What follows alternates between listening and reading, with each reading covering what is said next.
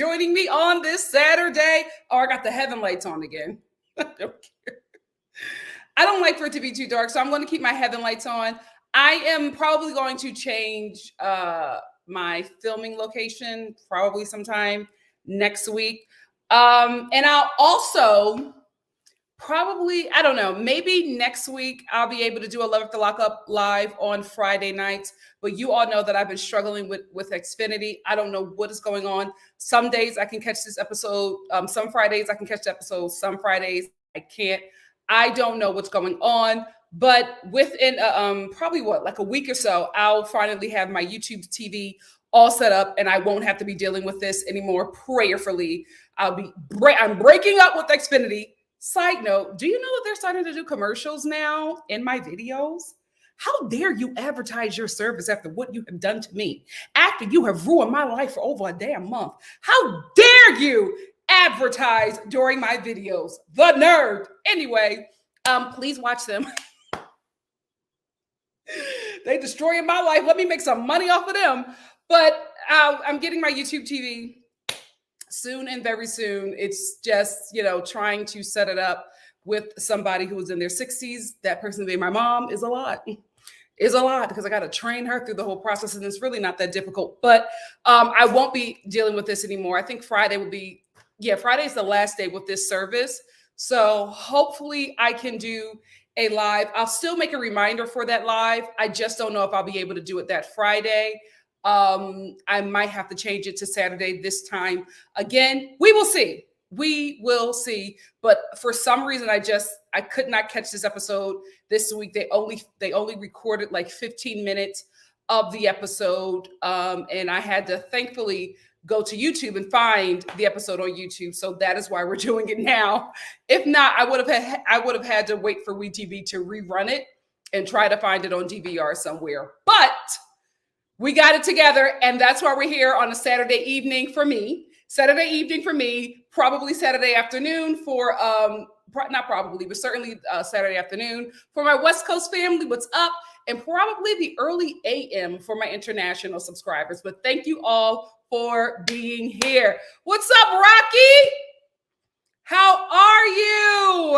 How are you guys? Absolutely. And I am going to wrap up Young, Famous, and African next week. And we're going to get started next Friday afternoon on The Ultimatum. So watch that. Catch up on it if you can. I'm going to go episode by episode, so I'm not going to binge. I'm just going to do episode by episode. But please make sure you watch The Ultimatum because I will start reviewing that show next week. I've heard that it was a hot mess. Right up my alley. What's up, Tammy? How are you doing? Thank you so much, Tony. Tony said, please come in smashing that like button. Thank you all so much, fam. The likes really help me grow. Really help me with the YouTube algorithm. Hey, Courtney. Courtney said, hey, everyone. So glad I caught a review. I got the job I wanted. Better pay, better schedule. It's so hard to find a good, decent paying job in the vet field. Oh my goodness, Courtney, congratulations. Where's my buzzer? Congratulations. So happy for you. So proud of you, Star Family. Show some love to our Star Family member, Courtney, who got the job.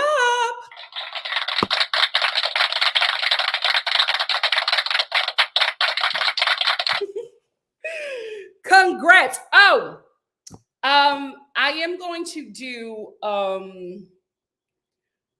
I'm going to film and just put them up, no lives, for Real Housewives of Orange County, Real Housewives of New Jersey, and Married at First Sight. The reason why I could not meet you guys here on that Thursday was because I'm doing something that I will tell you all about on my other channel. That's coming. I'm telling you, that's coming. I'll take you all through that process. But I had to take care of that. So that's why I could not do those videos.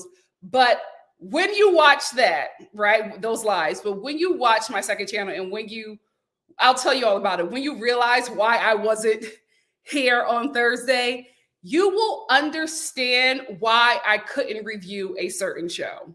So speaking of a certain show, there's another show coming up that I I don't know if I can review it, but I've been hearing from the production that's working on the show that this show is a hot mess. It's right up our alley.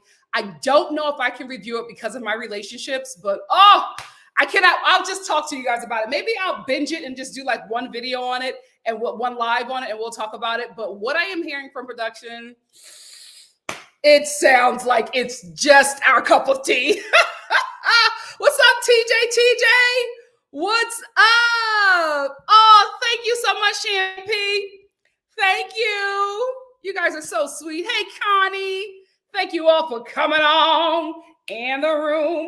Whoa, come on in the room. Guys, prayerfully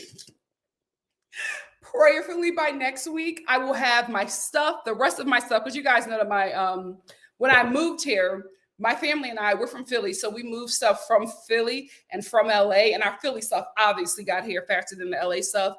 The LA stuff is just taking forever. I'm telling you, if I ever move cross country again, I'm just going to rent a truck, and I am, pray for me while I'm on the road, because I am just going to transport that stuff myself. I will never, you know what? They haven't brought my stuff yet, so I'm not going to talk about the moving company, but I will never do this again. If I can't transport my couch myself, I'm not doing it. I am not doing it. Not all day finesse said new music. New music is coming as well. Newer music than that. We got a lot of stuff happening.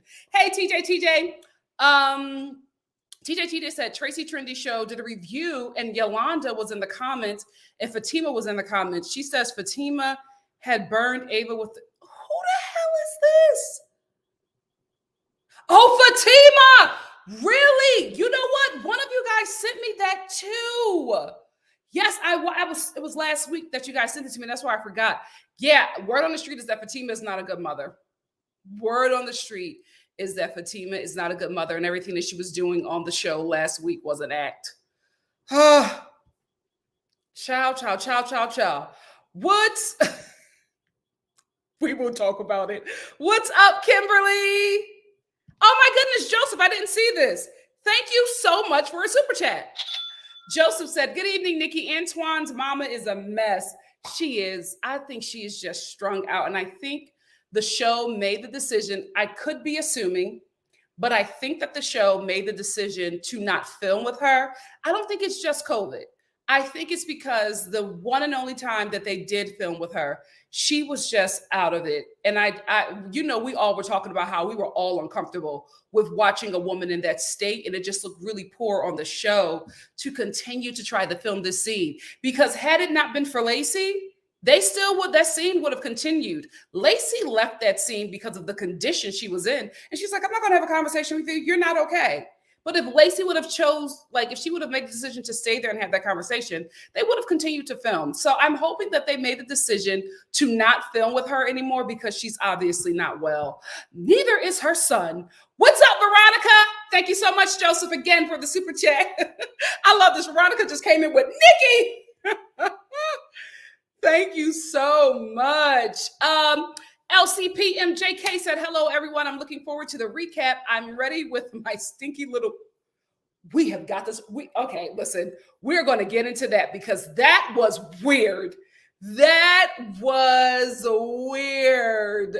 I was like, oh, okay, we spent a lot of time on the booty being stank. Hey, the Dear Show podcast. The Dear Show podcast said, I thought I was getting a deal and they increased.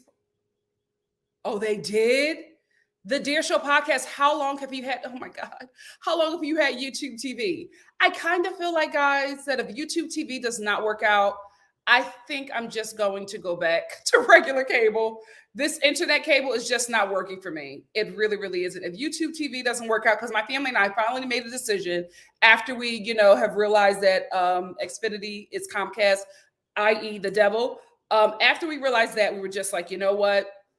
We're just going to let that go. And we all agreed on YouTube TV because my sister had it for a while and she enjoyed it. And we get all the local channels that we wanted. But if it's going to be just as bad, then oh God, I really don't know what to do. I will say my little sister has been watching Tubi because we also have internet cable in LA.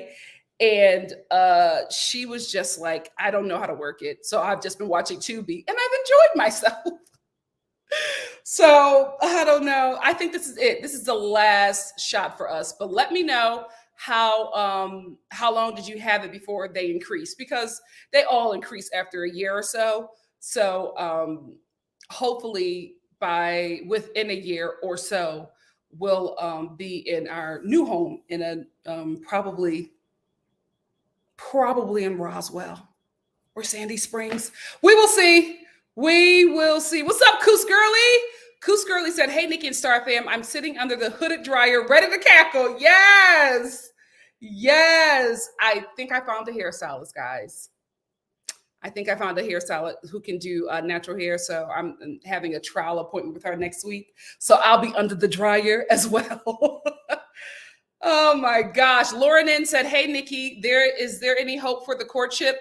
I think what I'm going to do, because I don't see that there's much interest, but we all like it and we all want to talk about it. I think I'll just do one live about it and we'll just all have a conversation in the Kiki and just talk about, fun moments in there. Maybe one or two lives about it just in case. I might do half the season and then the remainder of the season, and then we'll just talk about it because I enjoy the show. I enjoy the show. Oh, it's almost 6 in Alberta. What's up, Tina?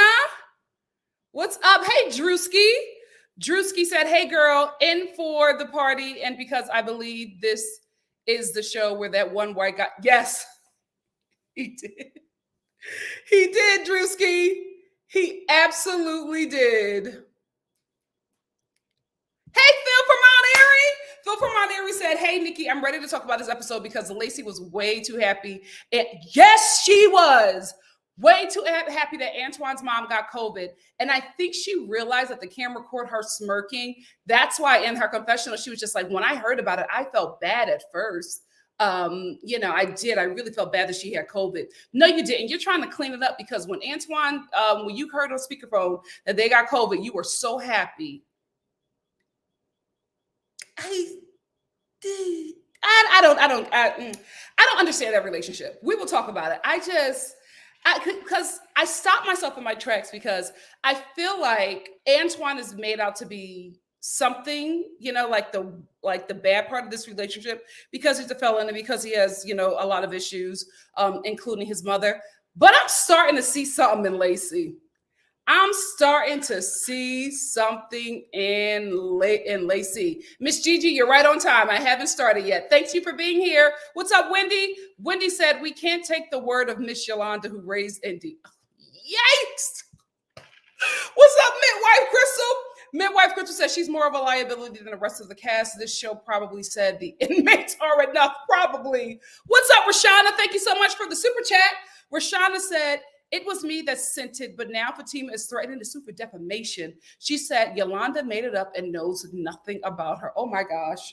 Rashana, keep me in the loop. Thank you so much for the super chat. Thank you. Yeah, I think so too. I think she's a sweetie, Michinka. I just think that she's, like Dizzy, like you said, I also think she's very naive. Courtney said, guys, I was legit crying tears after the interview, but also this episode was a mess. Yes, multitask, Courtney, multitask. But again, so happy for you and congrats again. Hey, XO Miss Sanchez. XO Miss Sanchez said Antoine came into Lacey's house like this place will do. I don't think she's good for him. I really, really don't.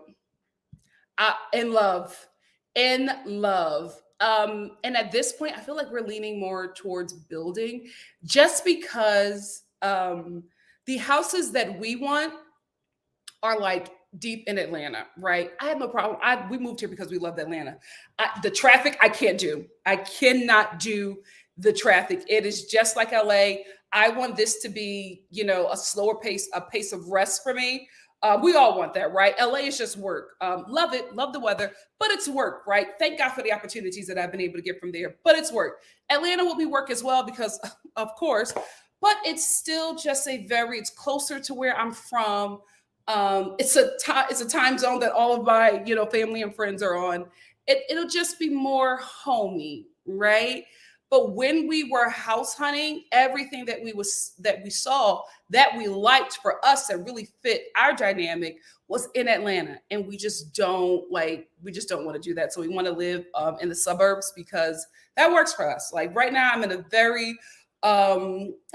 nice little tax bracket, and I'm also in a very diverse neighborhood, and that's what we were all looking for as well. But we're leaning more towards building because these older homes out here, I think, were made for very short people. Is the normal Atlantean like under 5 feet? Because like I'm telling you, we're not that tall. We're not the freaking WNBA. But a lot of the places that we were house hunting in, we were ducking and like, I'm like, what? Is everybody short in Atlanta? So just for everything that we want, we realized that we're probably going to have it custom built. And my cousin, I told you, he moved down here from Philly, built his home up from the ground, and we watched him. He was the one who actually was the reason why we even considered Atlanta, because we literally watched him on Facebook build his home. So we're leaning more towards that, but who knows? There might be the perfect home for us that's already together.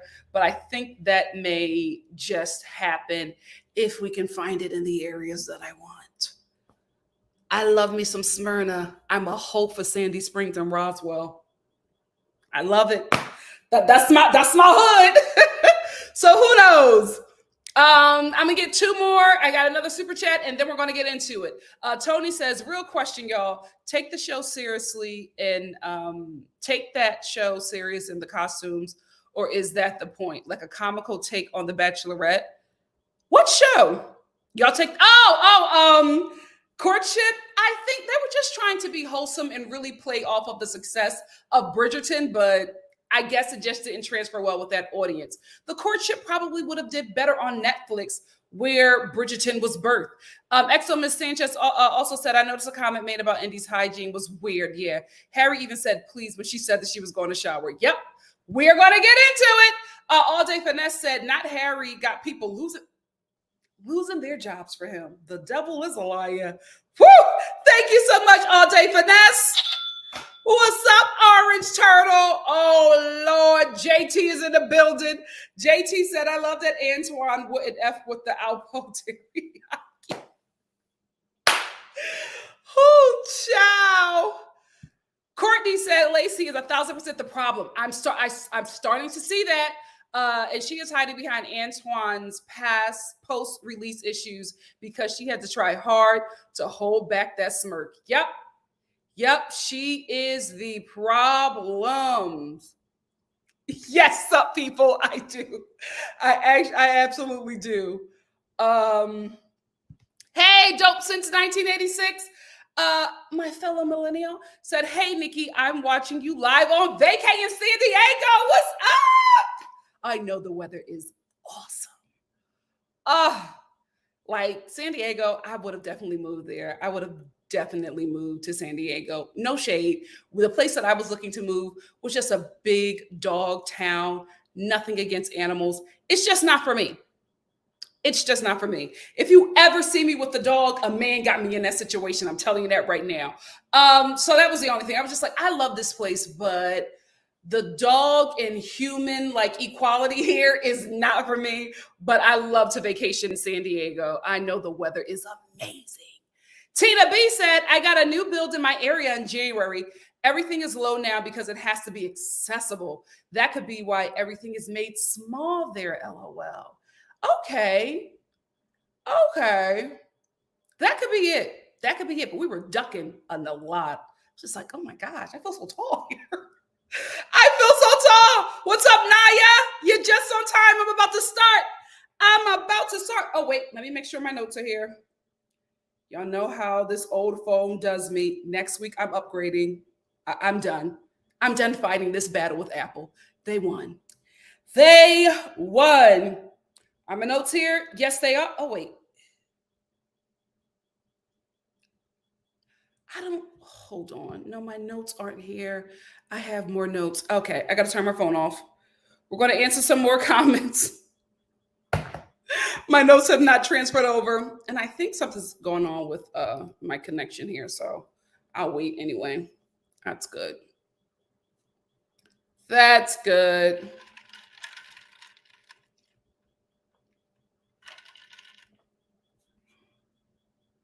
XO Miss Sanchez said, what is worse, losing a job you like over a man driving to another state with your, or a man driving, what is worse, losing a job you like over a man or driving to another state with your daughter? They both getting cheated on.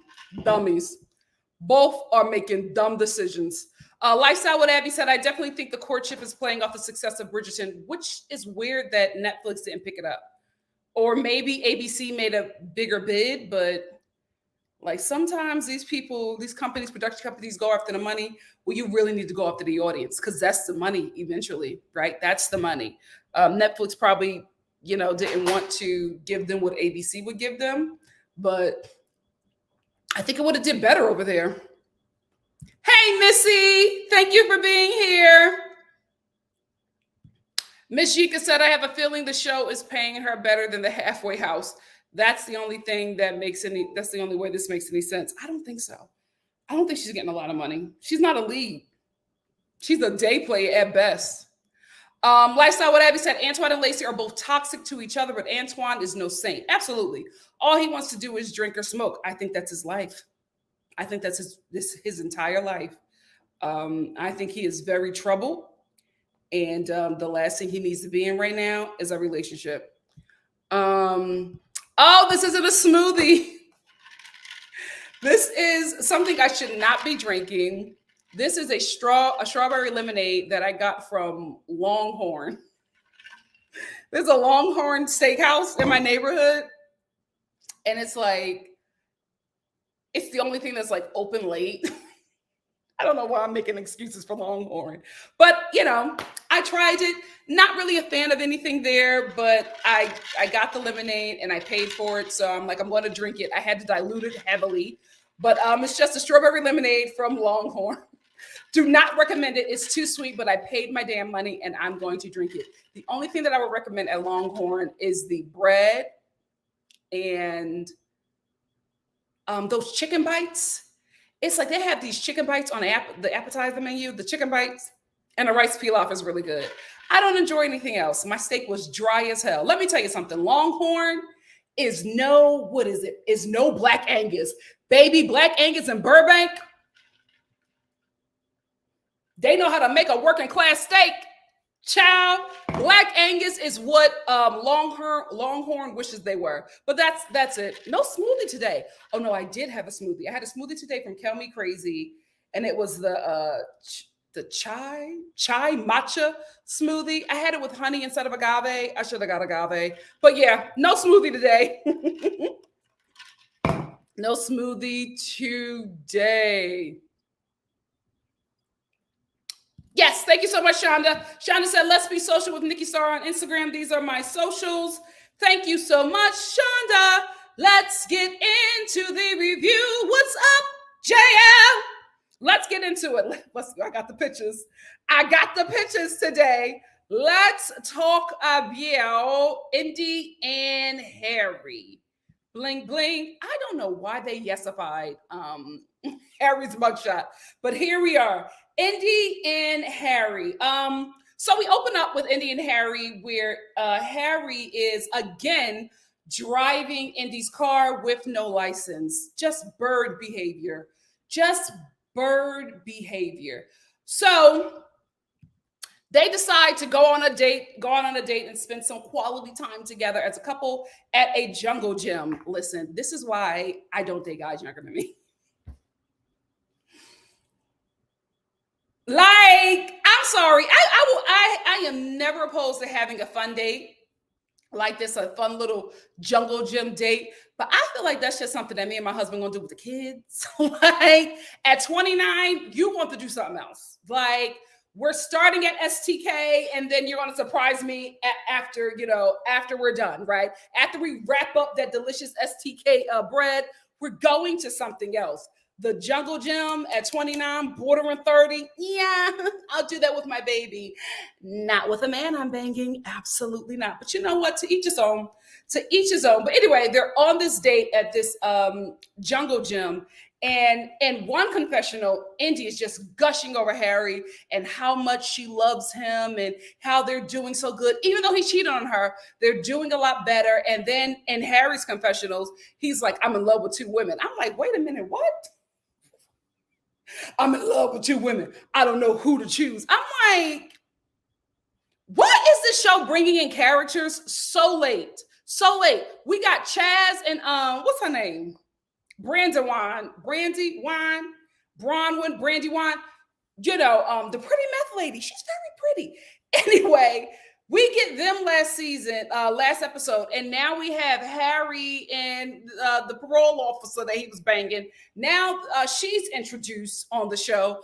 Why are we getting characters so late? Unless we're going to have like 32 episodes this season, might as well. They already numbered the episodes like that anyway. Because if you look it up, this is like Love After Lockup, season 1, episode 2092, which is so weird, WeTV. Why do you do that? Anyway, so now we find out that Harry is in love with another woman. Him and like he's torn between this other woman and Indy. While Indy is gushing over how great this man is, a man that she uprooted her child and moved into his toxic home with his toxic family. A man who's a felon, who she lets drive her car with a suspended license and smoke all kinds of narcotics. Is weed a narcotic? Don't get me lying. And smokes weeds and blunts or whatever while her baby is in the car trying to sleep, choking on ganja smoke while the windows are all up. You make terrible decisions as a mother, Indy, right? No shade. You know, I'm not trying to judge you or anything. I'm literally going off of what you have showed us on this TV show. It's your daughter's father a good father? Is he somebody who would want custody? Because I think this show would be grounds for him to get full custody and for you to get visitation, supervised visitation. You women that get with these trash men are so lucky that the men that you were with before, that's your children's fathers, are trash. So they're not asking for them kids, because you guys, this show would work against you in child support and custody court, whatever, that's family court. These shows will work against you. Y'all so lucky that y'all got pregnant by trash men who don't even care. Y'all so lucky, because my God, today the fathers have a case against y'all. Anyway, so then we get to this part that I wanted to talk about. I know that this was like a couple joking and going back and forth, but while they're on the jungle gym, Indy says this was such a great date that you're going to get some bussy, you know what I mean? Some behind, right? And Harry says, he said, you're going to give me some dirty booty.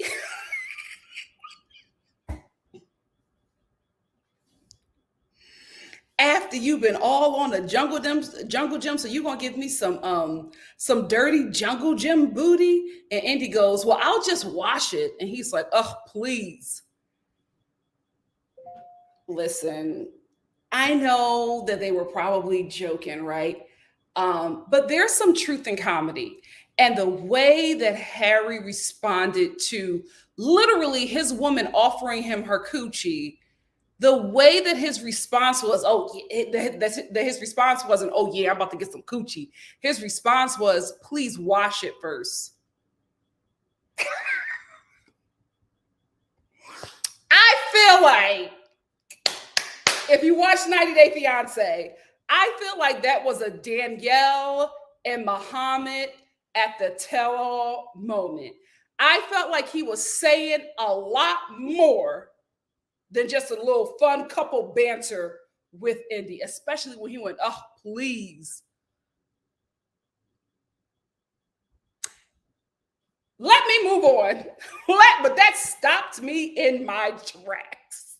Like, that's not the response you would expect a man to say. Like, right? Wouldn't you expect for him to be excited? Like, rarely, especially men who don't bathe, right? They don't wash their penis. They don't. Like, there are women on, online talking all the time about how they get UTIs from dirty dick, right? So we hear about that all the time. But when a man requests, when he makes a request, when you put your coochie on a platter and he pushes it away from the table and says, "Can you wash it first?" I feel like there's been an incident. There's been an incident of must. Anyway, I wrote in my notes, Indy, how stank is your booty? That Harry would say that. Anyway, Harry wants to get caught. Harry absolutely wants to get caught because him and Indy are having a little fun time on this date. And then Indy sees a text and it's the name of another woman and it has heart emojis around her name. There's heart emojis in the description, right? There's heart emojis in the name. And there's also heart emojis like next to her number. So it's like heart emojis are the profile, heart emojis are in the description, heart emojis are next to the number. You want to get caught. You want to get caught because what man who has a spiritual fiance would even if you're cheating, right? Why wouldn't you make her the cable guy, right? You have her name there with all those heart emojis. You want to get caught. You want Indy to break up with you. You don't want to be the bad guy and you don't want to break up with Indy. That's exactly what Harry is doing here. Because why? Why would you leave that there? And then when she asks you about it, you says, "Oh, it's not important." Like, not even trying to say, "Oh, that's my aunt," right? Not even trying to like cover it up. He just says, "Oh, it's not important. Don't ask about it." What? You want her to leave you. You don't want to break up with her. You want her to leave you. I'm not going to say that what he's doing, like, I'm not okay with how he's treating Indy, right? And I'm not okay with I'm just going to make myself so awful that she'll just get fed up with me and walk away. I'm not going to make an excuse for that as well. I will say that I don't know what it's called, but there is something about that a lot of people do, right? And I'm only saying that because I've done it, right? I had a really hard time breaking up with people. Like, when I'm no longer interested, I used to have a very hard time doing that. So when I was younger, right? Still young, but I used to do that, like make myself awful or like just ghost the relationship because I didn't want to take responsibility for disappointing or hurting someone. So I think that's what he's doing. And I guess I'm trying to like not make it so awful because I've done it, but it's, saying it out loud, it's terrible. What he's doing is terrible. It's manipulation.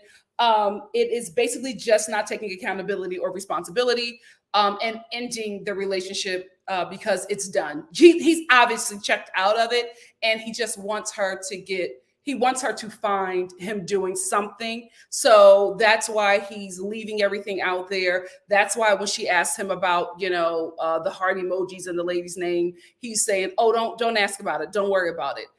You're not reassuring her that that's not another woman that you are intimate with or, interested in. So what is it? Like, so what is happening? Why are you just so nonchalant about it? Because you don't care for her. You don't want her anymore. You were conning her while you were in prison. She was a trick. And because she has this show attached to her, you decided to see it through. But you don't like Indy. You're not attracted to Indy. Obviously, the coochie is musty. Like, you're not interested. You're not there anymore. And you obviously need to walk away. But he's a child. He's a child. He won't. Anyway, so this episode, we meet Harry's side piece, and he treats her like garbage too. When she's asking him about Indy, he's just like, "Oh, what? Like, what do you want to know about it? Like, why do you care?" So all you do, Harry, is just bang dummies. You know what, Black women? I've got to say it. I am disappointed.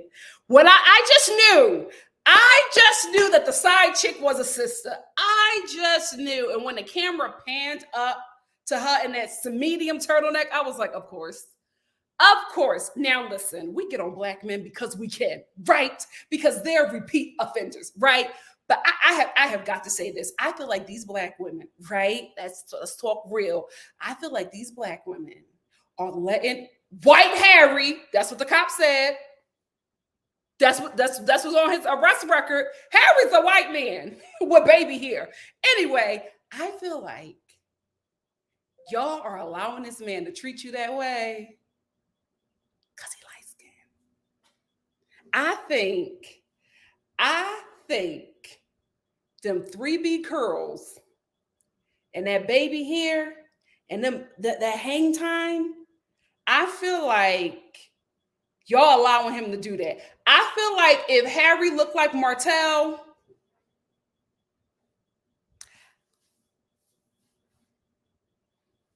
well, Martell is cute. But anyway, I'm getting something. I'm picking up something. It's hit me in my ancestors. So I'm like, it's something about them 3B curls that got y'all going crazy like that. And we call out the black men as we should because we can. But we got to call it out when it's in us too. Because I see it. I'm like, ain't no way. And what Harry got? He ain't got no job. He ain't got no money. I don't know if the penis of... Because what I've come to find out reviewing this show, that felon penis is obviously phenomenal, right? Because free people, free women are making the dumbest decisions over these felons. So the prison peen got to be fire, right? So it could be that, but I'm picking up something.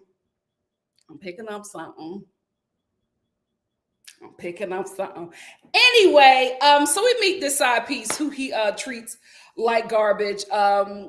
He got black women looking dumb. Out here being embarrassed. But he treats her like crap, right? Miss Terry, because she's another mature woman. Harry, what is going on? Another mature woman who's not bright, right? Because we find out that she lost her job because she was with Harry, or because she was talking to Harry, and she was just like, "Oh, you want to tell Enzy about us?" Because I can't share. I don't share in a relationship. I'm real selfish. How do you not share in a relationship? You're literally sharing Harry. When you met Harry, he told you that he had a spiritual fiance. You still slept with him. You still contacted him. You still lost your job over him. He was already in a relationship. And you decided to be a piece of the pie, right? So you decided to share him with Indy. So all of a sudden, now you're not, now you don't share.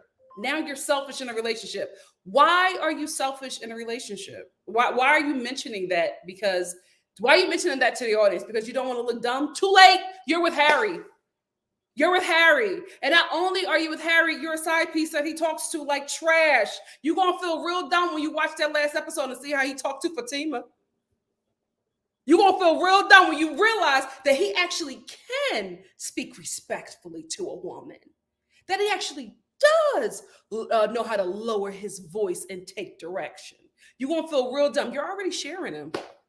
You're not selfish. You're foolish. You lost your job over him.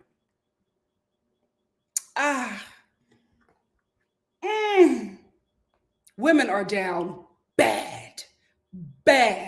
So bad. Anyway, let's move on to, can I just say, I praise the Lord that there was no Taylor and Chance this episode. I hope they cut them out of the rest of the season. I hate that couple. I don't hate, Taylor, right? I hate watching them. I hate how Chance treats her. And I think I enjoyed this episode. I know I enjoyed this episode a lot more because Chance was not a part of it. Chance, the abuser, Caucasian like Turner. Anyway, let's get to Lacey and Antoine. I got the pictures. Let's get to Lacey and Antoine. Lacey is the problem. Why is every white Lacey on this show problematic?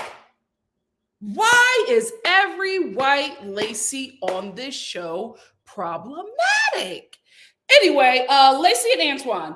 Not only is Antoine not interested in Lacey, he is extremely unwell. I want Lacey to leave him alone, and I want Antoine to leave Lacey alone because they are both not good for the other. Like, just seeing Antoine, he's not okay. Lacey, this is another reason why I think that Lacey is the problem here, right? Because looking at Antoine, right? We've all watched this show, right? Looking at Antoine, I'm like, Lacey, how was your clam jumping? Like, how were you getting excited over him? Not saying that he's in an unattractive man or anything, but there is like something is not right. How are you like rubbing on him? You can't wait to take him home and have your way with him. Why was your clam jumping over that? Now, if your clam is jumping over that, that means to me that something is wrong here. Because if the clam is pulsating over an unwell man, you got to be an unwell woman. Just looking at him, I'm like, no shade, no shade. I'm just being real honest. If I was, I was gonna say on a bus. The devil is a liar. But I live on the East Coast, so I'm not trying to judge nobody who's on the bus. I'm just saying, I'm from Philly. I pray for everybody who has to catch the bus in Philadelphia. Anyway, if I was on a train, right, in Roma, traveling to Venice, and Antoine sat next to me, first of all, I would be like, oh, do you have a ticket? Secondly, I would like be, clenching my purse, trying to make eye contact with somebody. You know what I mean? Like, help. He just does not seem well. Something is not okay. And what was in that blunt? Right? What was in that blunt? He was gone off of that blunt. What was in there? He was just like out of it. I don't think he's well. And I think before the drugs, he was already a little different. So I think when you add in the drugs and him being different, I don't think that that's a good combination. And then when you pair him with somebody who is toxic, Lacey's toxic. Lacey is toxic. It's just an overall terrible combination for him. He's obviously not into her. I think that he is absolutely scamming her, right, for finances and for housing. But I also think that Lacey is in some way giving him some kind of safety and stability with a healthy mother figure. And yes, Lacey don't seem healthy to us, right? But look at Antoine's mother, right? Lacey is healthy for him. So I think there's something there as well. I don't think that there's, that kind of a relationship love. I think there's a mother love that he has for her, because just the way he interacts with her is like a kid being, annoyed by their overbearing mother. Even when he kissed her, did you see how he was looking at her tongue? Like, it's not, I don't think, if her clan is jumping, I don't think, no, Nikki, I don't think that his Vienna sausage is standing at attention over Lacey. I don't think it's that.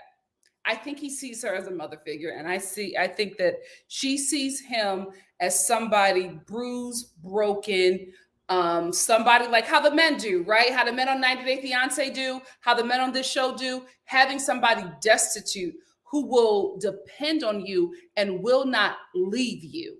So that's what the attraction is for her. She can have control over this situation. She probably couldn't have it in her marriage, but with somebody like this, she has control. There are a lot of people who are not on drugs or who are, healthy minded, who prey on people who are not, because they will be in control of that relationship. And their thing is control, while that person that they are going after, their prey, just needs help. I think that's what's going on with Lacey and Antoine. And I think it was also confirmed with Lacey smirking and being happy that Antoine's mother and her husband got COVID. They could die. Like, I mean, I don't think that anybody in this world, right, doesn't know that COVID has very extremely deadly effects. Right? 6 million so far, I believe, in just the US.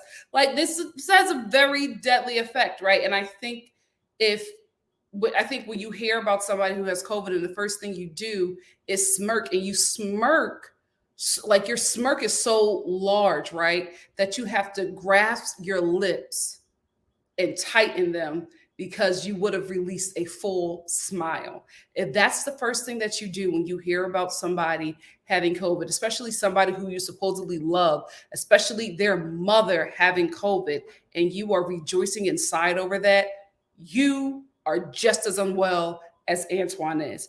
This couple is not healthy. This couple is not healthy. And how is she mad at him that the first thing he wants to do is see his mother? Listen, obviously there's some issues with that relationship, but that's his mom. He still loves her. He still wants to see her. She obviously still loves him. They have some kind of relationship. He wants to see his mom. So when he says, "Oh, I want to go see my mom," the first thing Lacey says is, "Oh, well, who was visiting you all the time? Was your mother visiting you all the time? Was your mother putting money on your books?" And he was like, "No, but that doesn't matter." Like, it doesn't. That's his mother, who he loves. Like, why are you mad about that? She is Lacey is the male version of Chance, somebody who wants control, somebody who wants to isolate that person and like cause friction in the relationships with people who will protect them, right? And use the flaws of those people to isolate them so that they can control them on their own. And I think that's exactly what Lacey and Chance are doing, preying on feeble-minded or people who are not okay due to trauma, preying on them and fully controlling them and taking over their lives and manipulating them and causing chaos with the people who will actually look out for them. Typical abusers. Typical abusers. Let's move on to Kevin and oh wait, is this new? Okay, I got a new super chat. Thank you so much, Rachel. Rachel said, "I think Harry may have tried to talk crazy to Fatima once, and she had to show him better than she could tell him." Probably. And he got the point. Thank you so much, Rachel. Thank you. Let me check and see if I'm missing. Let me check and see if I'm missing some super chats. I got Rachel's. Okay, I am good. Let's move on to the next couple, which is Kevin and Tiffany. Speaking of toxic, this couple is it. More so Tiffany. Kevin and Tiffany. So, stop the bus. Now Tiffany is calling Kevin babe. Now Tiffany is calling Kevin babe, hugging on him, wanting to go back to his house because she's paroled there. Now all of a sudden, Kevin is babe. She is too damn old to be this toxic. She is too damn old to be this toxic. "Hey, babe, can I go home with you, babe?" And Kevin's just like, "What? I thought you were going to go home with that guy." "No, even if I was getting his car, babe, he was always going to drop me off at your house." And then Kevin was just like, "So what? You want me now because I'm the cool guy, because I laid homeboy out?" And she was like, no, that's not it. I always wanted to be with you, but it was just a lot, and I just had to get out of there because of the cops. No, Kevin is right. See, this is the thing, right? Kevin sees Tiffany for who she is because he got an ex like that. Kevin likes toxic women. Let's just be real. Because the ex is the same thing as Tiffany. He likes toxic women. He's trying to act like the good guy in this situation. But you are somebody who like women like that because that makes you feel wanted, right? So he is going along with it, already knowing what it is. He's already called her out on what she's doing. But the thing about it is he's attracted to that. He likes that. So there's like no reason for him to like walk away from Tiffany, which would make sense, but he's attracted to that, right?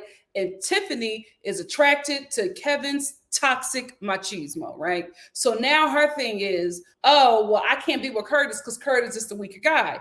I got to be with the guy that knocked Curtis out, because if Curtis knocked out Kevin, she'd be eating a Texas shaped waffle right now, right? And pulling Curtis's elbow hairs out of her mouth. She would be with him right now, but her clam jumped, okay, when Kevin, laid Curtis out on the ground. She got excited when she saw Curtis's skull bust open to the white meat. Toxic. Because how do you still leave with Kevin after he did that to Curtis, who you say is a friend? How do you do that? How do you watch that man cry in that oversized Tonka truck and still leave with Kevin? His skull, like, just bruised, open wounds. He's crying. He don't really know where he at because he's still kind of concussed. And you still leave with Kevin. Toxic. Heartless, to be quite honest with you. I'm glad that Kevin called her out, but I see Kevin too. He likes that. He likes women like Tiffany.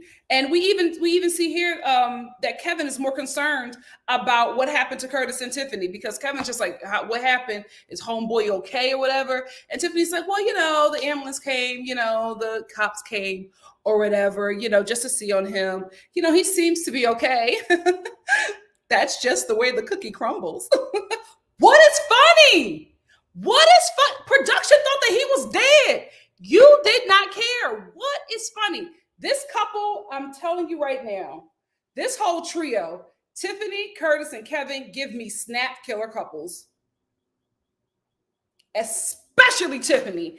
This is a snapped killer couples protagonist. Absolutely, I see it all over Tiffany. We're going to see her on an episode. We are going to see her on an episode because she gets off on this toxic mess. She gets off on it. Kevin, stay woke. You might just have to go back to your normal crazy ex, because Tiffany is crazier than you have ever encountered. Stay woke. And I think another thing that I'm seeing with Kevin, because he says that he likes Tiffany, right? But he still cares for his ex. And I'm like, do you care about your ex, or do you keep her on the back burner while you are pursuing relationships with women that you really want to be with? And then when those relationships fall apart, you always know that you got some crazy puss on hold. So you're always going back, sleeping with that woman, messing with her head, thinking that you guys still have a shot, but you don't want her, right? So until somebody comes along that you actually want, you will entertain your ex, because it seems like he just stopped messing with her when Tiffany was scheduled to get out of the halfway house. Because the way that she was cussing him out and still upset, although it was obviously fake, right? If we're going to play into it, it looked like those emotions were recently nourished. You know what I mean? Like, she's just not going to blow up like that after they haven't been together for years. It seemed like he just hopped out of her bed when they started filming this show. What do y'all think? Let's talk about it. Let's move on to Raydean and Rick. Listen, I already said it. Raydean is a lesbian, right? And I think because she's a small town girl, she's just not going to fully come out, because you saw at Thanksgiving dinner when she tried to come out, her father put her back in the closet. Okay, he put her into a closet he was comfortable with his daughter being in, because remember, he was talking about what he caught her in the orgy as a teenager in the barn, and he was like, I opened it and those girls were going at it. Said it was so many of them, they were just going at it. Oh, a threesome. What's it, like 2 girls? Orgy, threesome, whatever. She was, listen, they was bumping scissors in that barn, right? And Raydean goes, oh, my dad wasn't, he's not okay with me being gay. And her dad was like, bye. She's bisexual. She was like, okay, bye. I think that Raydean is a lesbian, right? Just not comfortable fully yet with saying who she is in front of her family because of the reaction she got anyway. But I do think that she cares for Rick. This is the first episode that I saw that she cares for Rick. And I think that she cares for Rick in a fatherly kind of way, because here we find out that her dad was absent from her life because he was on drugs. He left her with her mother, who was on drugs. So she was doing drugs since she was a child. And she even said in her confession that she said, I will always think about drugs. I will never stop thinking about them, but I just have to, not be around the people who, were that environment that I was in that made it conducive for me to get addicted like that, right? So that's where she's at. But I think with Rick, the way he cares for her is the way I believe that Raydean wanted her father to care for her. So I don't think she's sexually attracted to him. But I think what attracts her to him is the fact that he takes care of her the way she thought would have wanted her father to take care of her. I think he makes her very comfortable and safe. And she's never felt that way, especially with a man. So I think that's where the kind of care comes, because I do think that she cares for him. Especially in this episode, I saw something. And I was like, oh, she cares for him. I don't think she's attracted to him, but I think she cares for him because he takes care of her. And he loves her, and she knows that. And she knows that no matter what, even if they don't stay together, he will be there because there is genuine love there that he has for her. But I think her love for him is the love of a father. Like this is how she would love her father. I don't think this is how she loves her partner. Will love her partner because we see how she loves her partner, because we see how she talks about, I forget her lover who's currently in prison. We see how she talks about her. That is love, right? We see how she makes sure she is in the conversation. She makes sure to let Rick know she is a priority, which is why she called on Thanksgiving, because my family is her family. She's a priority to me, Rick, and you have to be okay with that. And I know Rick feels like he's getting scammed. I actually thought that in the beginning too. This episode changed how I feel about their situation. There is love there. I think their love is on different planets, right? Their love ain't in the same space. It's in the same space of love, but it's a different kind of love for both. Ciao. The country. I'm used to hearing like cars, right? I'm used to hearing people fighting about a parking space. It's a little too quiet for me. Anyway, let's end. Let me check the comments to make sure. Oh, child, we talking to here. We're going to have a good conversation after this. Let's end the conversation with, I did not get Chazz. Damn it. Hold on. Let me get Chazz and Branwin.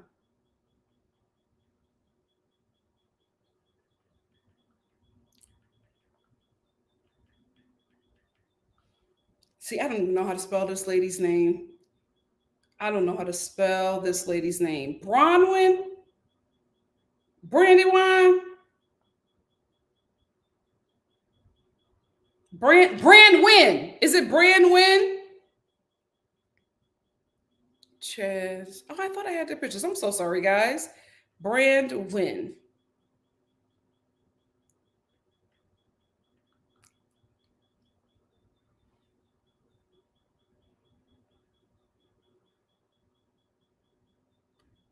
Okay, I'm just going to go with this.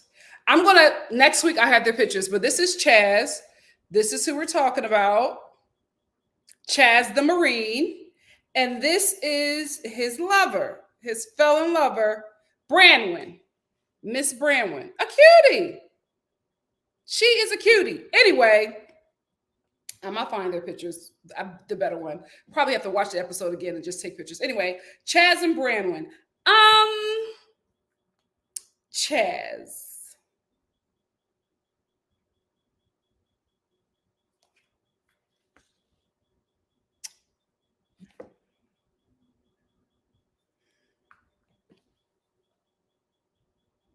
This episode, I started to see a little something. I started to see a little something. And that's all I'm going to say about that. But I was like,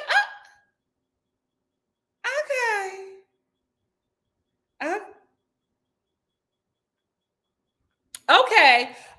Let's talk about Brandon. So Chazz came to pick up Branwin from prison.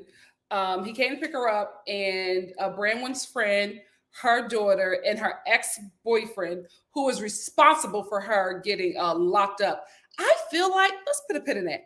I feel like she did a bid for him, because Brandon this episode said that he came to tell her thank you, you know what I mean, and pay his respects. Why are you paying your respects? I think she didn't rat him out. I think when she got locked up, she didn't snitch. Because if this was, you know, let's be real, somebody like Branwin, who looks the way she looks, she's a white woman, as if she doesn't have any prior offenses, she probably would have got a slap on the wrist, and he would have been locked up in Sing Sing still to this day. So I think she did a bid for him. I think that she did not snitch, and because she did not snitch, he didn't get locked up. So that's why he's showing up here, paying his respects, telling her thank you. Why? Because she didn't snitch on your behind. Let me tell you something, ladies. Always snitch, especially on these men. There is not a man on the face of this earth that is worth you doing time for. Ladies, snitch. Y'all doing 25 to life over a man? The devil is a liar. Anyway, so Brandon shows up. I don't know why they showed us that picture of him, because when Chazz was talking about him, he was just like, I'm not even going to do a voice, but he was just like, Branwin's ex, you know, Brandon is going to show up, and I'm not okay with that, right? And then they show this picture of Brandon, I guess, when he was, you know, in his bodybuilding days, to make it seem like he was going to be competition for Chazz. Oh, hold on. Wait a minute, mama. Wait a minute. Hold on.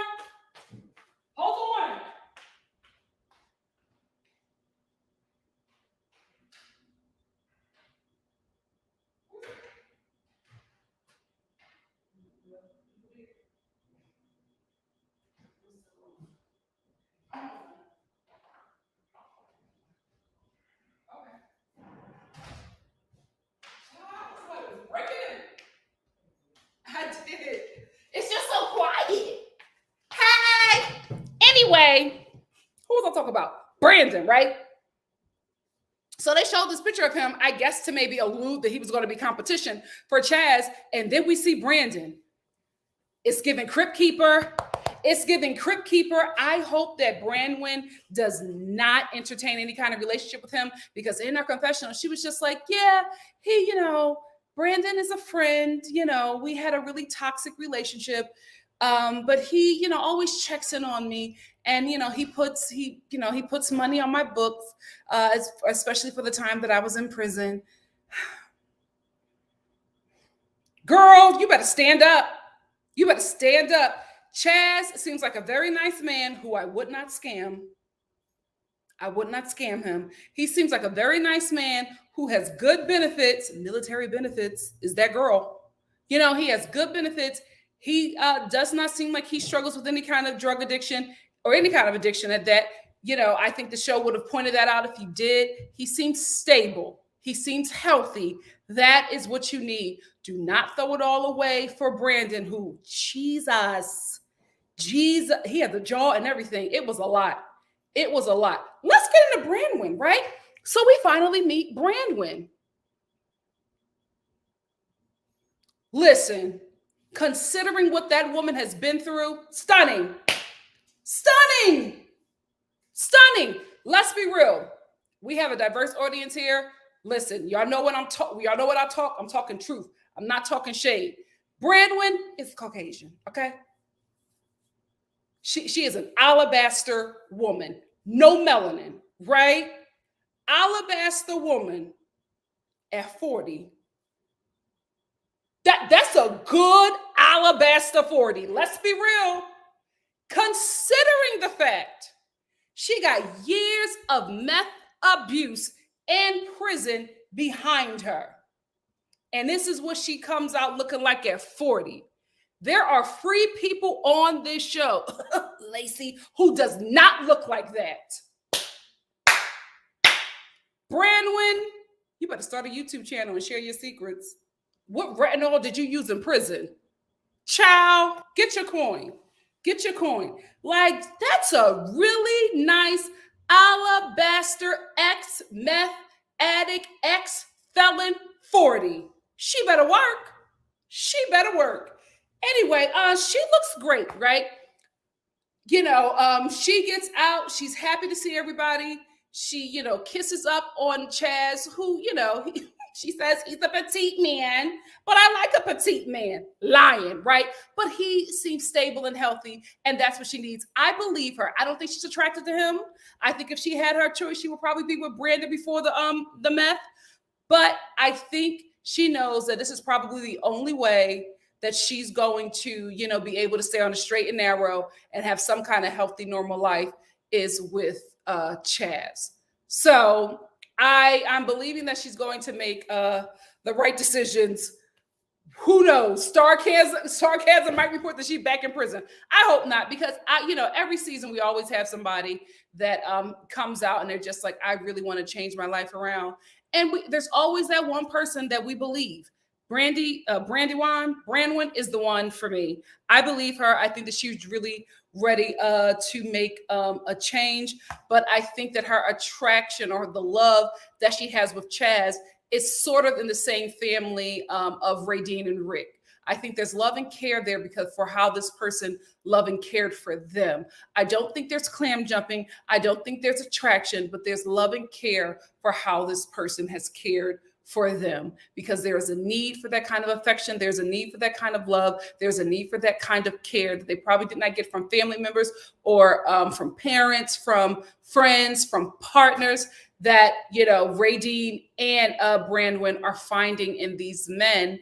And, maybe fake it till they make it. But I think they realize that there is safety and security and health with these men that they don't have outside of them. That's all I wanted to say. What do you guys think? Let's get into it.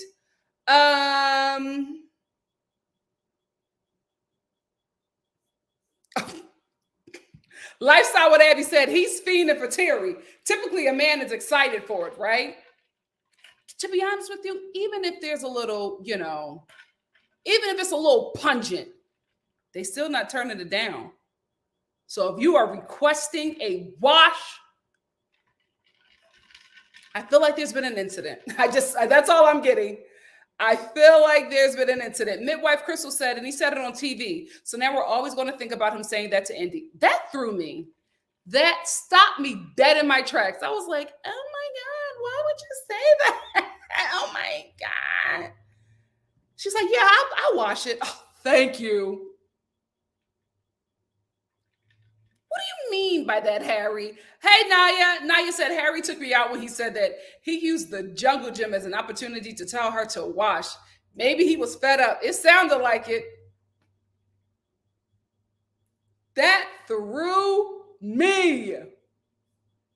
I was like, what man is not excited about? Like when a woman says that, like you expecting to be like, well, we leaving the jungle gym right now. He was like, wash it first. I would have quit the show. I would have quit the show. Hey, Champy said it's sad, but Harry doesn't like Indy like that. She needs to leave ASAP. Well, according to her, they're broken up and she's single. So good for her. Good for her.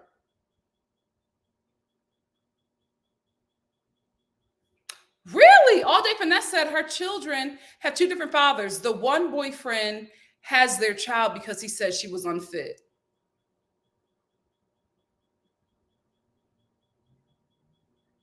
I'm not saying that she's unfit. I'm saying that if the other baby father take her to court and the receipts is this show, she's in trouble. She's in trouble. Yeah, some people talk about Harry driving with a suspended license on camera. Yep. Indy said, and they both drive without a seatbelt. Ciao. Hey, Southern Belle 16. Southern Belle 16 said the past two episodes, Harry seemed to be very cocky and disrespectful. He is showing his true colors just like his family knew he would. Yeah, but the family's the same way. They're all toxic. And the thing about that family, they all think that they're healthy and the other family member is the problem. I'm like, no, all of y'all are a problem. It stems from the mother. If you let Harry tell it. Hey, Orange Turtle. Orange Turtle said, is Stan with the thick thighs and boots still in it? I've been out of the loop. No, Stan is not on this season. We don't know if he's going to be on Life after Lockup. But Stan, his BBL body is not on this season. Hey, Tia Bia. Tia Bia talking about Harry says he's driving because he knows Indy isn't going to say no to him. Yep. You can tell he doesn't like her. He likes a dominant woman. I think so too. I think so too, because he would be in the passenger seat if that was Fatima's car. Dare I say he'd be walking behind her car. I don't think she would let him in. And he would do it. He would do it. Oh, it's terrible. It's terrible. Absolutely terrible. But Black Angus is that girl. You know what? I've cooled off all day finesse on Outback years ago, but everybody is telling me that Outback in Atlanta is that girl. So I may have to give it a shot. Get me a little chicken Caesar salad. Midwife Crystal said, it's giving me Michael, Sarah, and Megan, who I miss. I miss that toxic trio. Harry wants to pick a fight to find an out so he can go hang with Terry. It's exactly what Michael did. Oh, that's exactly what he did to Sarah. Oh my goodness. Oh, I'm sorry, Greta. I gotta find new words. Well, you see, I'm phasing out coochie and I'm going to clam. I have to find another name for peen. You know, for penis, it's not peen. That's still too close. What can we call? Oh, serpent. I'll go back to calling it a serpent. That's what we'll do. I'm sorry, Greta. Indy said Harry wants her to be the one to end it. He's doing everything and giving her an out, but Indy is in La La Land. Yep. Did y'all educate JT? It's just loose curls. It's loose curls.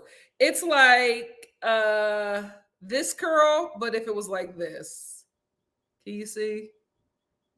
Like still some kind of curl definition, but a little loose, a little wavy, a little beach wave curl.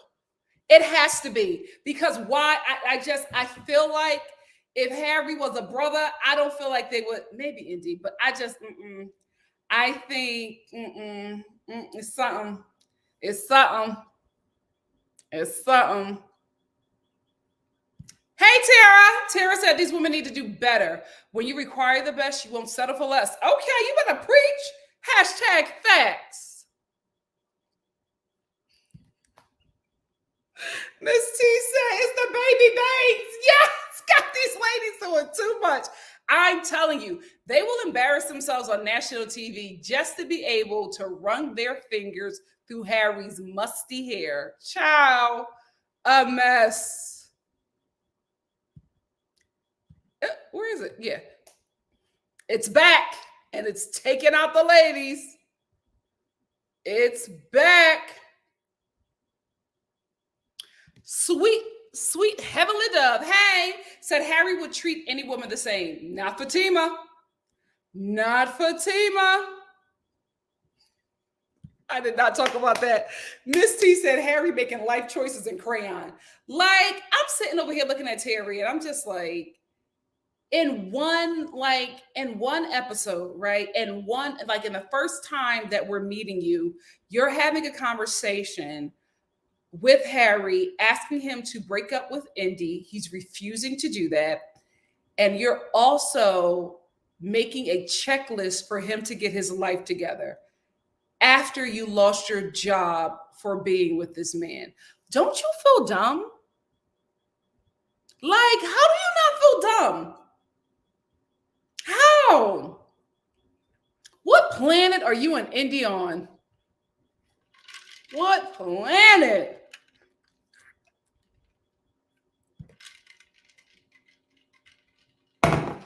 And this is not COVID unemployment, right? So that unemployment not hitting like it used to. So you out on the streets like that for Harry? It got to be the baby here. It got to be the baby here. They going through their little I'll be sure phase. Because remember, this was, who was it? Like early 90s? early 90s was probably late 80s, early 90s. That was the season of the light-skinned black man. Light-skinned black men could do whatever they want, and people treated them like they were dark-skinned black men, right? Something changed, and the dark-skinned black man became number one again. So they can ruin lives and nobody cares because they chocolate. But back in the day, like the Albie Shores, the Christopher Williams, they could do no wrong. They could do no wrong. And that's probably what's happening with Indy Terry. That's what's probably happening. Y'all getting that Albie Shore felon demon peen. And now you can't get yourself together on national TV looking dumb. Listen, I'm not going to say that I have not been dumb for a man. Nobody would ever see it. Never see it. I knew. This is the thing with Indy and Terry. They have to know that they're making dumb decisions, right? Every woman knows. I knew that I was making dumb decisions. I knew that I was being an idiot, right? So that's why I never tell nobody, because I know I was stupid. I never told nobody, and I was very strategic in our text messages, right? Oh no, we're not going to text. Let's hop on a call, because I knew them texts. I would sound stupid in them text messages, and I didn't want no receipts. So hey, how are you? Oh my God, I saw you text me at 1 a.m. Of course I'm up, right? Right? But I didn't respond to that text because I knew. You knew. I called. Not that you don't even got me on a read receipt. Absolutely not. No, what's up? Yeah. Right? But we have no receipts of that. No, even, listen, you can even bring this up. I'll be like, I was acting. That's why I have my SAG award. You know what I mean? Like, get out of here. Get out of here. Indy and that girl know they're stupid. They know that they're stupid. They have no shame. They have no pride. There's nothing in them to make them feel foolish. Even though they know, they're still going to make those dumb decisions outwardly, right? The world will know because there's nothing in them holding them back from being a fool, an idiot for a man. He's not even 6'5". He's not even wealthy. You know, give me something where I'll be like, girl, what? How tall is he? Oh, 6'5". Okay, right? Not even something that the girlfriends in a conversation could be like, well, you know, he is wealthy. I get it. You know what I mean? I know, girl, but a Birkin bag will change the situation, right? There's nothing there. Nothing there. Oh, he got baby hair. What? You being dumb for a light-skinned man in 2022? Child. I'm only saying that Harry is light-skinned because that's how he identifies. Harry does not recognize that he's white, but if you put it into context, you got a white man doing this to you on national TV. The devil is a liar. No one would ever know. No one would ever know. On national TV, you are looking like a fool for a Caucasian black woman. Stand up! Out here acting like black men. Ciao! Whew, the bar is where? I know that's right. Miss T said Harry wants to be taken care of by every woman in his life. His mom did a number on him. Yeah, because she didn't take care of him, right? So we get that from him. She did not take care of him. So what is he doing now? Punishing every woman that he is with and making them take care of him. So they're taking care of him. He's getting the care that he never got from his mother, and he's releasing the anger on them that he could never release on his mother. It's giving, what's that? What is that? Remember that it's Alfred Hitchcock something. Remember those movies about that serial killer who would like kill women that represented his mother? Not saying that Harry is a serial killer, but I'm saying he's abusing women that take care of him because he can't do that to his mother. So they're gonna get everything. This is my grandmother always told me, check his relationship with his mother or the woman in his life. And if there is an issue there, bounce, because you will receive what they should have got. And she's right. She was like everything. She was right. I got that super chat. Hey, May. May said it's the whole "he is the son of my friend" thing that's gross to me. Yeah. Basically, she was lusting after her grown friend's son. And I feel like Antoine's mom resents her for it. But I'm like, if you introduced your son to her, how are you mad at her that she's with your son? I think a part of her is just like, well, maybe she can be what I was never to Antoine. And then another part of her is like, this is gross. You're my friend. Why are you banging my son? Weird. It's all very weird.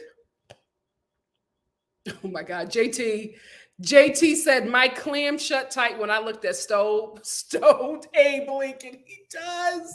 Oh my gosh. It's giving Abraham Lincoln. Oh my God. Put him on a penny and it's a wrap. It's a wrap. Let me get it's late here. How do we get to be 9 o'clock already?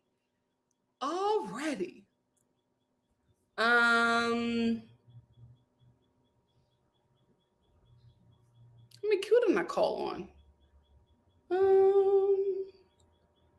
Hey, Specky Pex, Specky Speaks, I'm sorry, said this guy needs to check into a rehab. Talking about Antoine. Absolutely agree. Absolutely agree. Absolutely agree.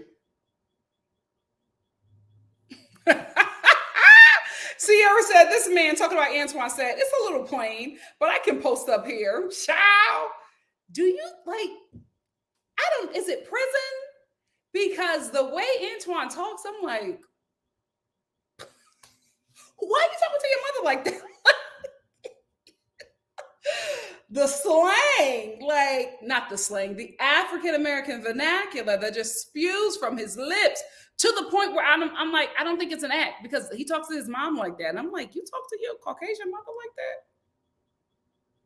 Where are y'all from? Because this is the thing. You're from different places, but everybody, especially these men, when they come out of prison, Chance is the only one this season.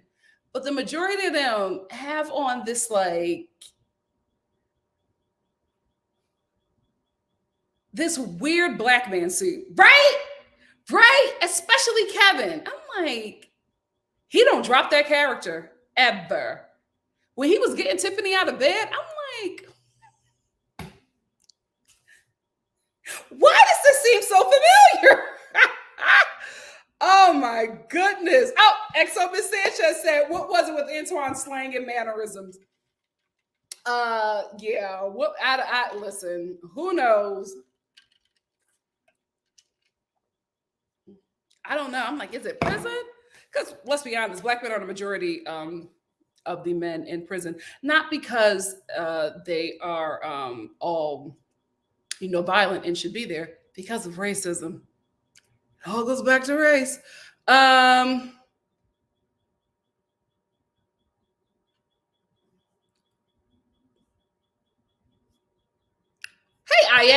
IA said Antoine's entire family was lit and he was high within 2 minutes of getting out of jail. No good will come from this relationship. Antoine's mom did say that he's an animal in them streets. Yeah, the whole thing is just very weird. Because I feel like she wanted Lacey to be with her son, but I also feel like a part of her hates the fact that Lacey is with her son. It's very weird. Very, very weird.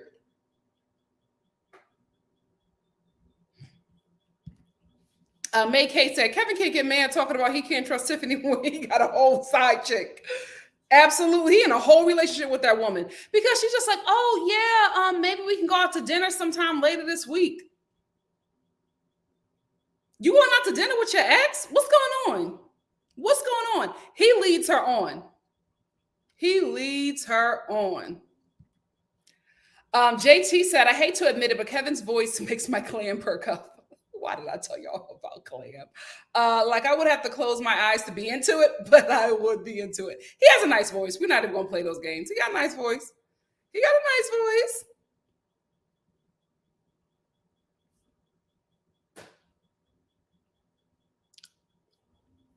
voice. Shampoo said, Curtis has just got out of jail, isn't on bond for assault. He's got several other charges, including hitting women. Kevin needs to put him to sleep again. Who is Curtis hitting? I'm telling you, little men be having the audacity. Hey, Dia. Dia said, I think Kevin wants to be with Kayla, but he doesn't want to commit to only her. He wants that poly life. You know what? I actually think that he doesn't want her. I think that she is reliable. I think that she is somebody that will do whatever he wants, somebody that will sleep with him, no question, sleep with him with no work, no questions asked. He knows that she will always be there, but I don't think he wants her, because if he did, he'd be with her.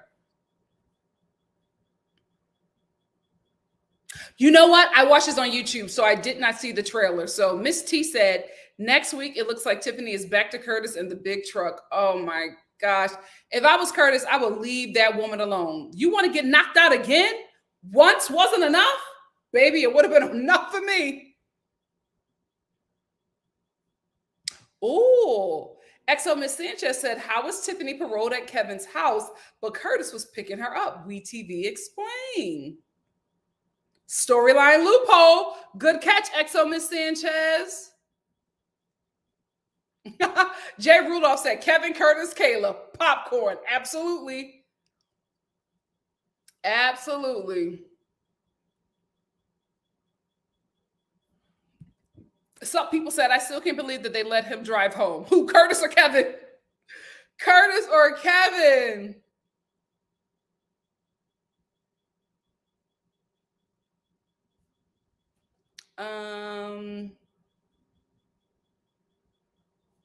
Wait a minute. May K talking about Rick said that he is wrong too. Raydean was super young when they first started talking. I missed that. Because, you know, I missed the first episode. I had to watch it online.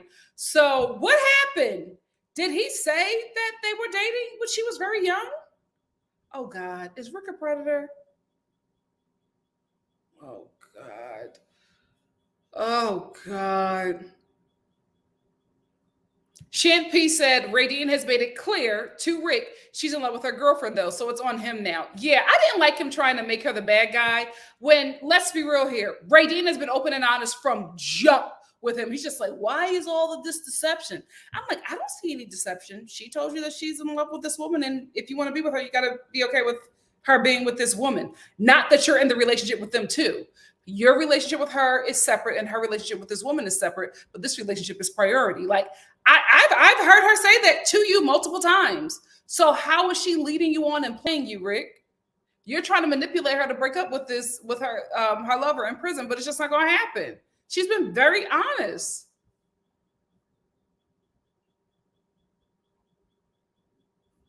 She does.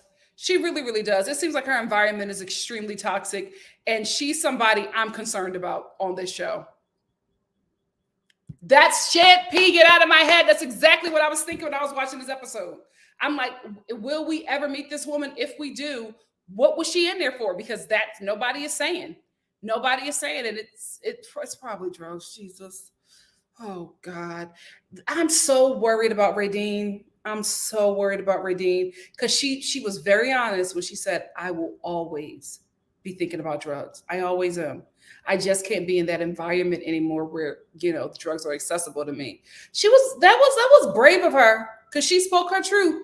She spoke her truth. I'm concerned. I am concerned. No, Missy, and that's the problem with Rick. Missy says she's definitely in love with her girlfriend. Are they a throuple? That's the problem with Rick.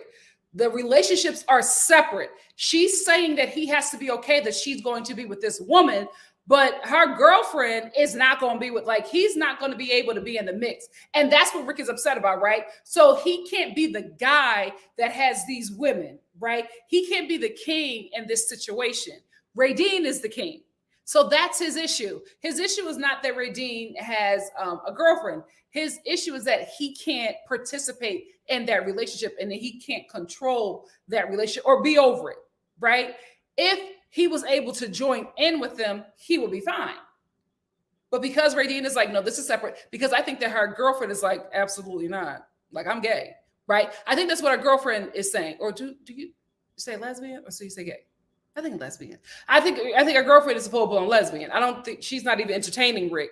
And I think that's the issue with Rick is that he can't participate in that relationship. These relationships are separate, and he now feels like he is the sugar daddy for the both of them, but only getting sugar from one.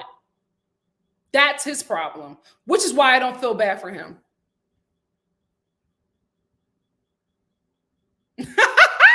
Tia B said, Nikki, you're like the little girl on Crooklyn. I never heard of cricket before. Guys, I used to live in Philly. I used to live by a creek. So I'm kind of used to the stuff that is still like, it's just very quiet. It's a lot of vegetation, a lot of bugs and rodents I've never seen before. Let me adjust. Let me adjust. Lord knows I might be going on a hunting trip. No, I wouldn't hunt. Would I fish? I might go fishing down by the river sometime next year. But right now, this city slicker is weirded out by where I'm living right now. Oh, no, he's not short, Miss T. He's petite.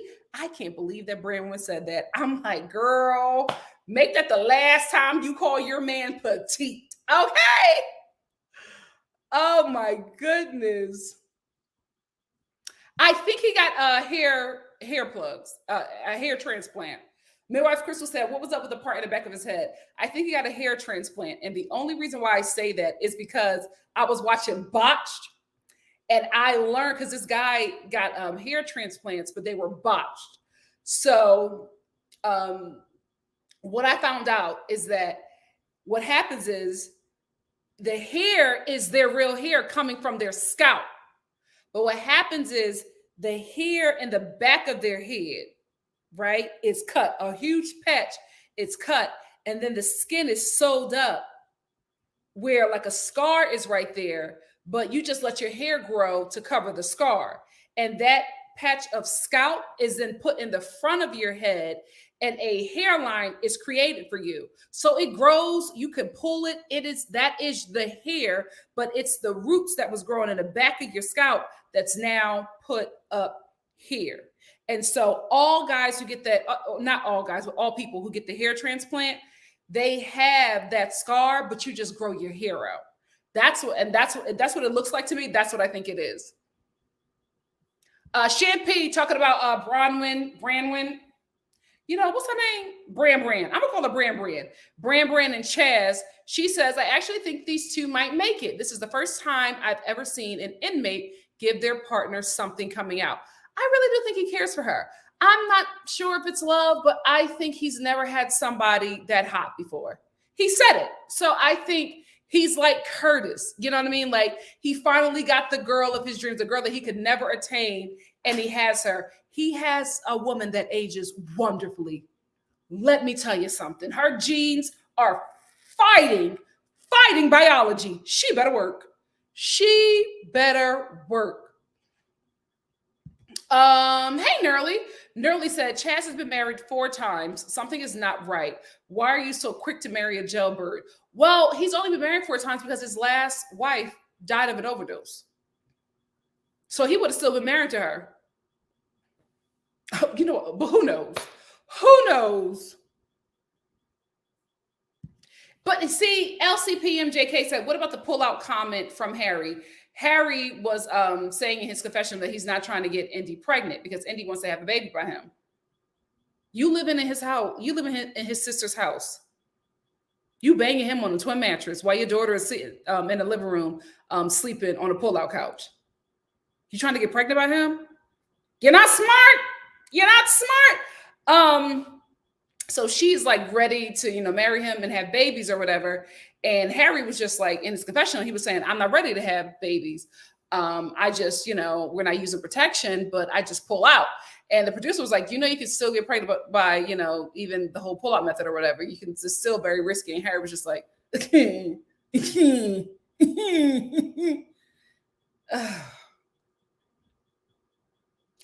know what? A single woman is not the curse that we were raised to think it was, right? Right? There are a lot of women in relationships, and a lot of single women looking like, I'd rather chew glass. I'd rather chew glass. Child, they made being single as a woman terrible when we were growing up. Now I realized why that single auntie was so happy. She didn't have any stress of men or children. She could do whatever she wanted, baby. She took them car keys and I'll see you living her best life. That was TJ. Brand says Branwin was smart to make something Chazz. That was very sweet. She cares for him. She cares for him. I don't see an initial attraction. There is a care there. There is a care there. They may actually work. She did, Dia. She actually did look like her photos. Well, I saw in the trailer that they do get married. They get married. They actually get married.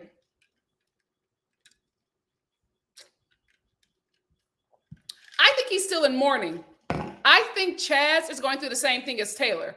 I think that's why he wants to marry her fresh out of prison, because I just think he no longer wants to be in mourning, right? He thinks, just like Taylor, getting into a relationship will stop that pain. So he's still mourning his wife, who he said was the love of his life. He's still mourning her. So what do, right? You're sitting at home all day, or you're at work, or when you're with your band. When you leave those places, you're by yourself, right? You're by yourself in a poem that you shared with somebody that you love.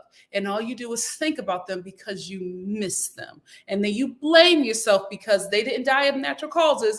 They died, over an overdose. So you feel like I wasn't good enough, or I didn't do what I could to save her. And so you're thinking about all this stuff. Then you start talking to somebody and all of a sudden you're not thinking about them as much as you did. You still love them, you still miss them, but something is occupying your time. So I think that's what Chazz and Taylor are doing. They're occupying their time with people they probably don't really love, but at least they make them not mourn or feel that heavy weight of mourning 24/7. It's a drug. This is their drug. This is their drug, people. Hey, Kiki. Kiki said, what kind of friends brings the ex? Something ain't right. You could be correct. Let's talk about that, Kiki, because Brand, her friend was like, I told Brandon that it might not, that she didn't want to see him, and it probably would be a little weird if she saw him. Why did you bring him? Why did you bring him? If that's your really good Judy, right? And she told you basically don't bring him, I'll be uncomfortable. Why do you still bring Brandon? Unless you know there's something there. Or unless you're not a really good friend. ND said, yes, Nikki, Chazz is giving locked in the basement vibes. I feel it too. There's something there. Absolutely. Absolutely. I wouldn't play with him. I wouldn't play with him. I wouldn't play with him. Kimberly, I'm not going to highlight your comment, but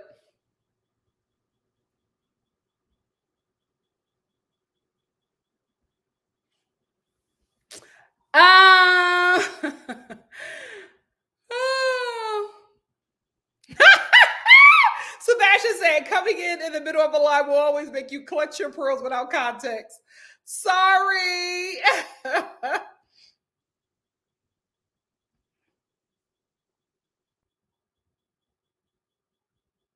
Oh, his name is Aaron. I'm sorry. Thank you. Aaron. I thought it was Brandon. I'm sorry.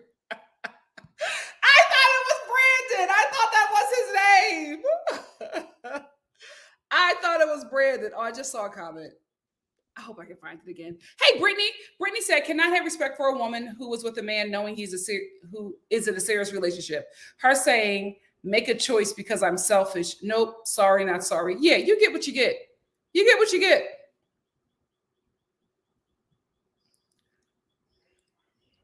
You get what you get. Miss T said Indy knows why she does not want to talk to her mother, because her mother is right. When her mother called, the first thing she did was roll her eyes because she knows that her mother is right. So that's why she was short with her mom. And that's why her mom is going to show up, right? Because you call your child asking her how everything is. And she's just like, well, you know, it's going.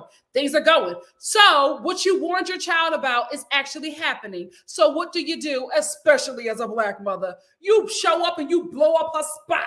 You want to see what's going on and you get your grandbaby out of that situation because you told your daughter that what she was doing was dumb. So you go up there, you try to talk some sense to your child, but if you can't, you get your grandbaby. And I'm not mad at it. I'm not mad. JR said Harriet's only exotic in Ohio. Down here in Florida, the men run laps around him. New York. I'm like, Indy and Terry, y'all will lose your mind in New York City, especially the Bronx. Oh, Lord, them men will have y'all in all kinds of situations. All kinds of situations. Norman Bates, thank you. Psycho, Norman Bates. Yes. Yes. That's exactly what it is. That's exactly what Harry is giving me. Again, not saying that he's a serial killer, but he gives big Norman Bates energy where the misdirected anger is to the women that he's in relationships with and not his mother. Oh, Marsha, thank you. Happy to see you as well. Thank you, Shonda. Shonda said, please like the video and subscribe to get NikkiStar TV to 14K subscribers. Absolutely. We're almost there. We're almost there. So entitled, Miss T. So entitled. So entitled. The audacity, JT. What's up, Aaliyah? Aaliyah said Chance was a part of the Aryan Brotherhood in prison. Oh, I absolutely can believe that. I absolutely can believe that. And you know why I can believe it? Because of the way he treats Taylor and her kids. Remember when I told you that I think it wasn't A&E, it was a History Channel. And I watched that documentary about the Klan. Why was I watching that? Latchkey kid problems. Anyway, so I was watching that documentary about the Klan. And in that documentary, they were talking about that the Klan, they have the highest number of domestic violence reports and cases within the Klan. And they were basically just saying that especially the women, the wives, and the daughters are abused, like the sons as well, but the abuse mainly happens to the wives and the daughters of men within the Klan. Like they abuse and they rape the hell out of those ladies. And I told you, because where's that hate going to go, right? You're racist, you hate Jewish people, you hate Black people, you hate Asian people, you hate anybody who doesn't look like you, right? But you live in a town where everybody looks like you. But you hate these people who you don't see every day. Where does that hate go if you cannot enact your anger or violence or hate on the people that you have this imaginary beef with? It goes to the people closest to you. Your family gets that abuse. They also have a very high number of suicide rates. Child, y'all need to get delivered from that racist demon. It's killing y'all. It's killing y'all. Have you ever seen an attractive racist? They all look like the Crypt Keeper. That demon is eating their soul. Get delivered. Let me get this super chat from Rashana said, Kevin isn't like Sarah. That Blackson is consistent. He don't drop that character. And because of that, thank you again, Rashana, for the super chat. I don't think that this is an act. I think that maybe, I don't think prison did this to him. I think that Kevin probably grew up, in a neighborhood where, certain people live. I'm thinking that's because there's always, right? There's always a white person, a white family who grew up there's a shameless in every, Black hood. There's always one shameless family, normally Irish, right? For some reason. Them Irish people be living in the hood. I don't know why. It's an Irish family, you know what I mean? Who, got the Irish flag in front of their house, but they got box braids. It is what it is. But there's always that one white family in the hood. That could be Kevin. That could be Kevin. That could, I see it. I see it.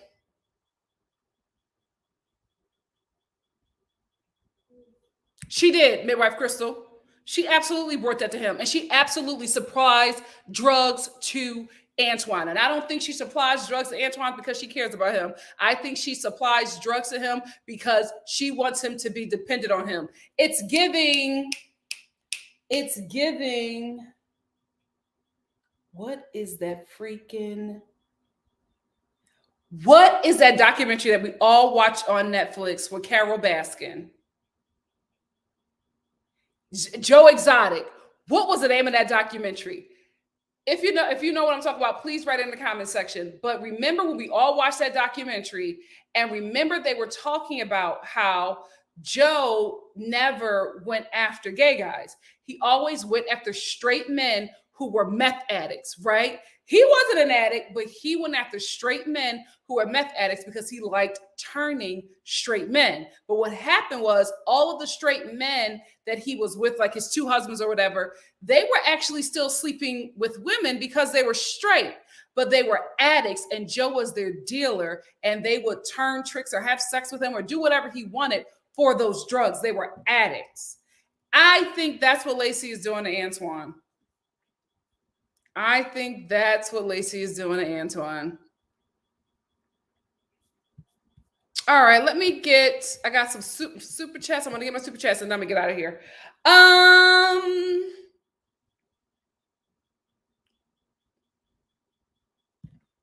All Day Finesse said, Harry is 23 but 17 in the brain. I'm convinced. Isn't that when he went to prison?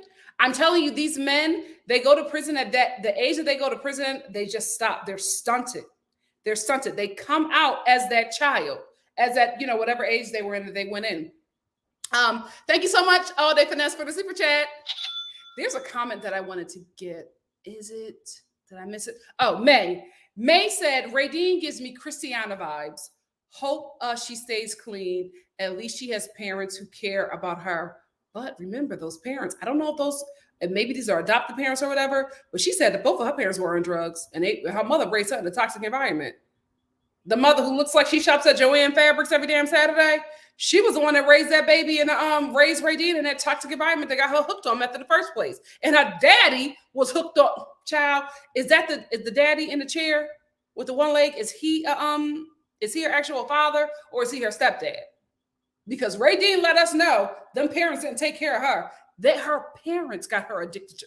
Child. Do they care for her, or do they feel responsible? But I wanted to highlight this comment because she does give me Christiana. She really, really does. She really, really, really does.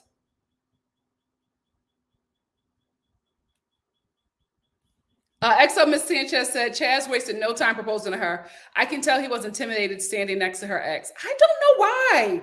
The ex was deteriorating. I don't know why you felt. Is it because you're petite, Chazz?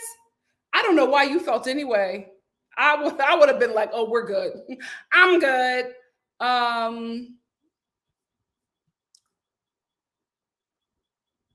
The moderators took care of that. I'm not even going to address it. Hey, Antilles. What's up, Misty? Hey, Nurse Julie. Oh, midwife Crystal said, if I close my eyes, Kevin makes me feel like I'm back home in my old hood in Texas. I will say this. Y'all remember my sister she used to work in Texas, and I was like down there for a couple of weeks in the summer. When I tell you that no matter what race, culture, whatever, the men were, they all sounded like brothers to me. It was the weirdest thing. Seeing all kinds of men sound like if for some reason, I don't know what it is about Texas, but y'all, like, especially the men, have like this, like, y'all got brother vocal cords. was the weirdest thing. I was like, wow. In brother vocal cords and men that you would just never think. What's up with Texas? As soon as y'all get rid of that demonic governor, I'm gonna have to, I'm gonna have to get down here. Yes, Tiger King. Thank you, Aaliyah. That's a Tiger King. Lacey is Joe Exotic. Lacey is Joe Exotic. Oh, that's Raydean's stepmother. So her father, so that's her real father who was on drugs. Yeah, we ain't met the mother. Remember? We ain't met the mother. We ain't met the mother. Who was the reason that Raydean got hooked on meth?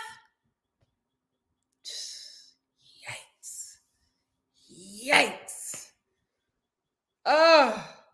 Okay, so the guy in the chair is her dad. Ciao. They do. And y'all know I'm telling the truth. Anyway, fam, let me get out of here. It's late and I got 2 other videos to film. So let me get out of here. My next live will be on Monday for 90 Day Fiance, the second part of the tell-all. And I'm going to wrap up next week, Young, Famous, and African, because I want to get into the ultimatum. So that's when the next live will be. I'll post 2 videos. Today is Sunday then. One will be for Married at First Sight and the others will be for my dual combined video for New Jersey and Orange County.